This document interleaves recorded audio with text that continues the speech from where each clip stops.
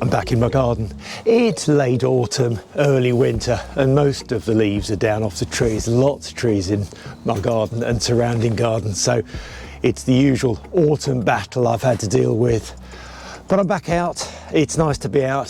The weather's rather better today. Hi, I'm Warren Brandon. Welcome to another Linleys video. Yeah, it's been some time since my last update in the garden with my garden railway. Sorry about that. Stuff's been needed to have been done. Otherwise, I've done a few trips and other bits and pieces as you may well have seen on my channel. But it's winter time and now is a good opportunity to get out and get stuck into doing some heavy duty work on the line. Today's video is really an update of where I am kind of with this little area here and some of the plans I've got, some of the strategies that I'm going to kind of work on over the next couple of months through to mid-springtime here in England. Well, you may have an inkling of kind of what I'm going to talk about in this episode this time with this section of the railway in the garden here. If you've seen some earlier episodes of my garden railway updates, you might have a bit of an idea, but this section is going to be a new feature to add to the existing lines, and it's slightly higher level because I want to include the opportunity to sort of deal with some live steam. That's another story. Some months ago I kind of laid out this rough stuff just to get an idea of heights and alignment, but today what I'm going to do is kind of really get some of that detail worked out, do some measurements, work out what steel I need to buy so that I can really move on and work on this project over the next couple of months. You may have seen some of the alignments that I've got proposed with this. I'm still working it out, to be honest. I've got some very rough timber work here just to get some basic kind of ideas of alignment. There's a few things in the way, some bushes, there's this lamp which I need to move. I'll show you that in a few moments. I've got to work out the gradient for sure because I've got to link in with the existing trackway, and I'll show you back there as well, and the alignment of the edge of the grass too. I've kind of got it here. I haven't done much in the way of drawings yet, but I'll have to detail them as well. Well, the principle is fairly straightforward. Here, I'd like a 2-bay terminal kind of station with buffer stops here of 2 metre length, with a station building somewhere at the end or at the back or whatever, but basically a two-track platform. There'll be some junction stuff further up.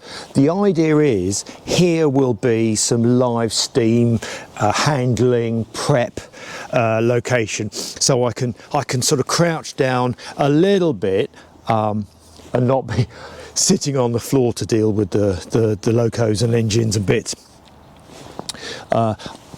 I'm not of a mind to have a high level piece of track here. It's just not what I want in the garden. It's too high. So I'm going to compromise and have it just a little bit up off the deck. Details of construction to follow. I've got some really rough timbers here, some old fence posts and planks and bits of rubbish, and even a bit of track that's blowing around a bit just to get me some ideas there. But in essence there, 2-platform station coming to about here in the garden. You can see there's quite a bit of space. There's some overhanging foliage there. I need to leave most of that there. There's a lamp buried in there as well, so I'm not going to be pinching too tight away from the grass, if you can call that grass. But along here I've got a little bit more flexibility. I need to allow at least a 2 metre length of platform, fairly straight, dead flat, so I've got no runaway carriages or anything there. If I can get away with maybe 2.5 to 3 metres, that would be ideal. I have measured that and 3 metres does fit actually quite well. I've got a lot more flexibility with this area here. So the sort of flexibility I've got is I don't need to keep this shrubby planty thing. That I can move or not keep. This is an extra bit of growth from the roots of the tree bushy thing behind. So I'm mindful of just simply cutting that back down to the ground. That will open up this area completely. So I'll very easily get a 3-metre length of platform double track along there. From there, just there, I'm going to build in a set of switches, turnouts or points, whatever you would like to call them, so that I can run double track, feed and escape to the platform here. I'll explain that in a bit more detail just in a moment. When it comes to the alignment, I need to be a little bit careful because I need to make sure it's fairly well graded. That lamppost is potentially in the way. It's got a ground hole with a cap of this basic slab, so I probably can move that, depending on cable lengths, kind of 300 or 400 mil back away from the edge of the grass here, so that I can bring the track around in front and across. Need to leave this little tree alone. That's rather a special little tree, don't want to move that. In fact, I'll be able to move the track away a little bit and leave this a bit more space. Then we come up to here. Now let's just push all the way along and have a look inside here. So this gets just a little bit more complicated because here there'll be a triangle junction. If you're familiar at all with the layout of my garden railway completely, you'll know that there's a big loop that goes around the shed. Won't go into the detail of that now, take a look at a previous video. However, on the basis that there's a running line that comes around the back of the shed and currently goes along in front of the shed and off back to Linleys main station, I'm going to spring off with a set of points just on that hard edge up against the fence line there and bring an outline towards this additional platform across a high level bridge here. I need to make sure the gradient's right and there's enough clearance with the running lines that I'm kind of standing on now, but that'll come off, single track off. Okay, so I can escape off the running line and continue on and then approach the station at that point there. Great. There will be a junction and I'll explain that. There'll actually be possibly a turntable as well, if I can possibly include one. So double track at the end with some junction work. There'll be a return then, double track, and then splitting to form a Y junction here, again over a bridge, to follow round and then dive into the track just with another set of points just in front of the shed, just there. Okay, let's just climb through the flower bed and go to the side of the shed so that we can see how that's looking from this angle. So from the running line that comes around currently around the shed, that's the existing track that returns over the top and back down to Linleys main station. There'll be a set of points here just coming off, sort of so that it springs off, running near the fence. I've got this holly tree to miss. It'll go single track all the way down there and then over the bridge and then down to the station, which is just behind that foliage where the grass is, just over there. Then apart from the junction work, which I'll include, the return will be then back across a separate bridge here.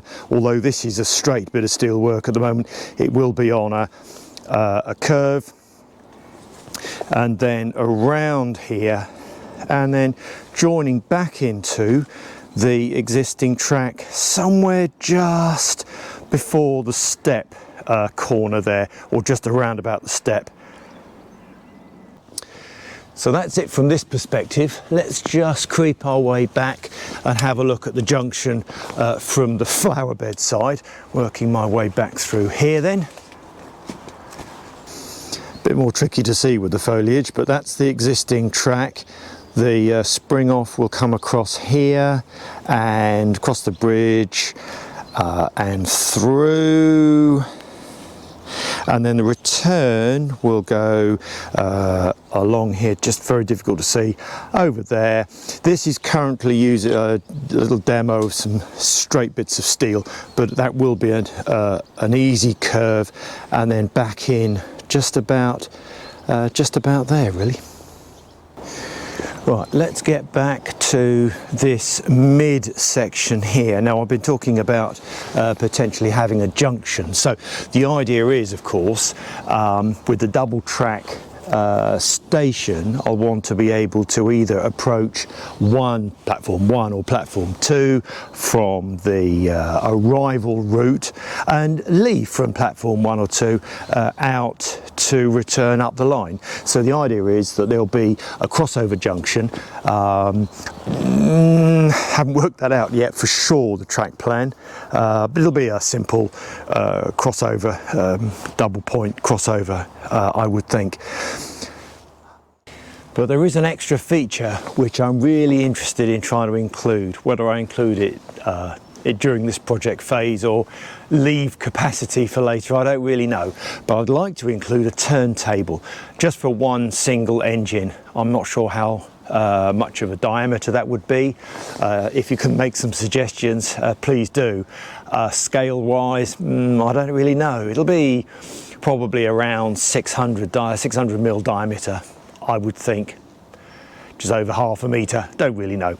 But some sort of sized turntable, either to the side of the platform area here with an access off, which would then need a bit of a double run somehow. Not quite sure how that would work.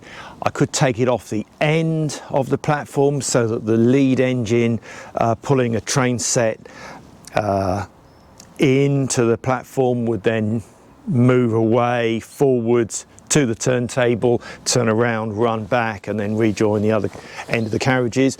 That would be a good option. Or I could have the turntable more by the junction so that another engine could turn around. I've got to work all that out. Again, it's all kind of ideas, and still, do I include a turntable at this time or not? Don't really know.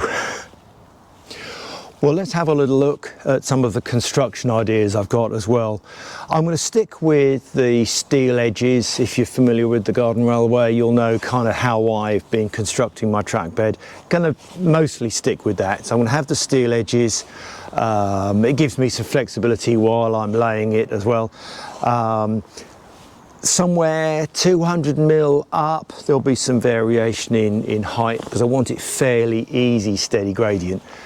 So the steel edges, cross ties, the supporting of that, because it'll be up from the ground deck, something like concrete piers every metre, maybe every 1.5 metres around about, so that I'm not disturbing the ground too much. I can blow leaves away underneath, the foliage, the trees and the bits can grow. I'm not disturbing the ground too much.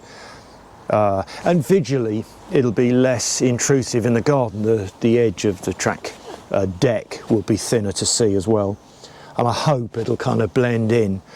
So that'll be the idea. So I'll need to work out the sort of spacing and position. So that one there is just an example of the sort of height of concrete pier that I'll have. So that's a sort of example of one of the heights of the concrete pier, something like 200 mil. I'll be using this steel edging, the angle iron. Probably then, obviously I'm not going to have concrete as a decking. I'll just use boards, wooden boards, not this grooved, but standard wooden, rough sawn, treated wood. Crossways. The timber should last longer than it has been when it's been flat on the deck, because it should stay dry. It's mostly the same idea as I've used for the removable bridge. If you've seen that construction, that was a great series, by the way. If you've seen that, you'll appreciate the construction of my removable bridge a couple of years ago. So I'm going to use the same sort of decking idea as I did for that. Yeah, this lampposty thing with its base, it is in the way because I think the track alignment I want pretty well through where that is, so I'll have to move it back a bit. I reckon I can do that. Just made myself a cup of coffee. Had to take cover because the torrential downpour of rain. But anyhow, the forecast isn't good for the rest of the afternoon, so probably just do a little bit of ground clearing, have a go at some measuring up, and then go back indoors for the rest of the day. More next time. Thanks for watching and bye for now.